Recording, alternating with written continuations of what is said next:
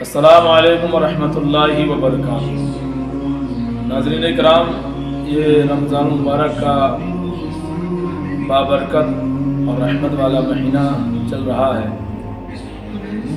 حالانکہ اللہ رب العزت نے رمضان المبارک کے روزے فرض کیے ہیں، اگر کوئی چھوڑتا ہے تو اس کی قضا لازم ہے، لیکن 8 لوگ ایسے ہیں کہ جن کو شریعت معذور سمجھتی ہے اور جن کے لیے شریعت انہیں چھوٹ دیتی ہے۔ حالانکہ 2 لوگ تو ایسے بھی ہیں کہ جن کے لیے تو روزہ رکھنا جائز ہی نہیں ہے۔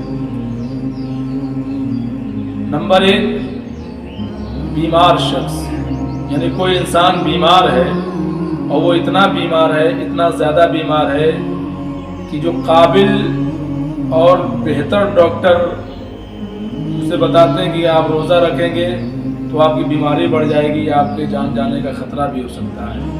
حالانکہ جو جھولا چھاپ ڈاکٹر ہوتے ہیں ان سے صلاح مشورہ نہ لیا جائے، لیکن اگر کوئی قابل ڈاکٹر آپ کو بتاتا ہے تو آپ روزہ اس حالت میں چھوڑ سکتے ہیں۔ نمبر 1 کیا ہوا؟ بیمار انسان۔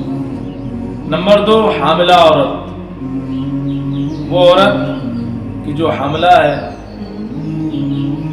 اس عورت کے لیے بھی شریعت اسے اجازت دیتی ہے کہ وہ روزہ چھوڑ سکتی ہے، حالانکہ اس کی قضا ہے، بعد میں اسے قضا کر سکتے ہیں۔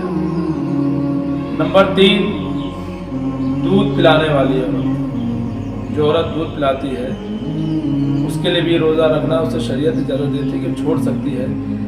حالانکہ کچھ لوگ کہتے ہیں کہ رمضان کے روزے کا فدیہ ہوتا ہے، کچھ بتاتا ہے، لیکن روزے کی فدیہ صرف روزہ ہی ہے اور کوئی فدیہ نہیں ہے اس کی۔ اگر آپ ایسے بیمار ہیں کہ آپ زندگی بھر بیمار رہے تو آپ کیا ایک صدقہ فطر کی طرح آپ فدیہ دیں گے۔ نمبر 4، حیض و نفاس والی عورتیں، ان کے لیے تو ناظرین روزہ رکھنا جائز ہی نہیں ہے۔ اگر روزہ رکھیں گی تو یہ لوگ گنہگار ہوں گے، شریعت انہیں بالکل چھوڑ دیتا ہے۔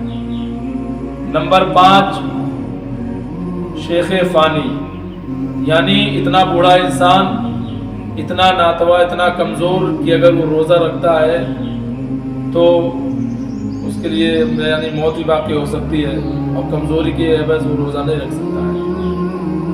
نمبر 6، پاگل اور دیوانہ، ان کے لیے بھی جائز نہیں ہے۔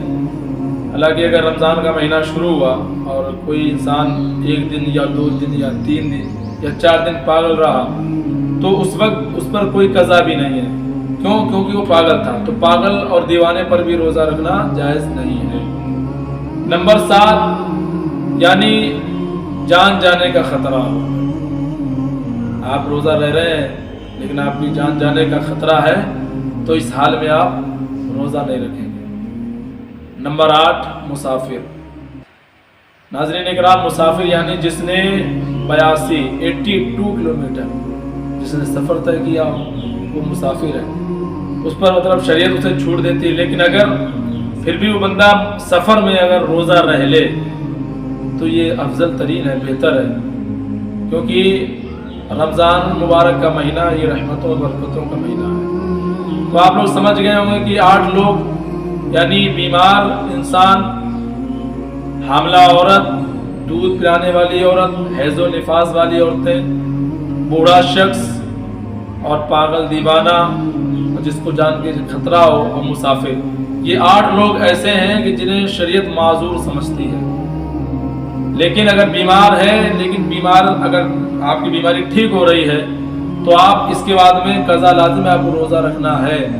اگر کوئی کہے کہ اس کی فدیہ کیا ہے تو یاد رکھیں کہ اگر آپ پوری زندگی پر آپ اگر بیماری رہے، آپ کو ایسے مرض لاحق ہو گئی، آپ کو ایسے آپ مرض میں مبتلا ہو گئے کہ پوری زندگی آپ سے بیمار رہے، تو پھر اس حالت میں آپ فدیہ دے سکتے ہیں۔